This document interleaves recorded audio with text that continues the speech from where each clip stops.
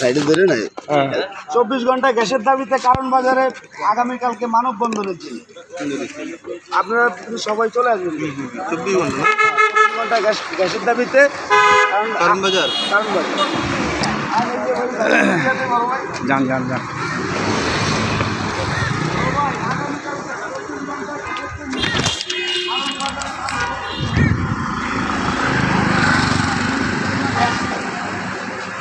আমরা তো গ্যাসের যে অবস্থা 3-4 ঘন্টা 5 ঘন্টা ধরে গ্যাসের ছুটি হবে।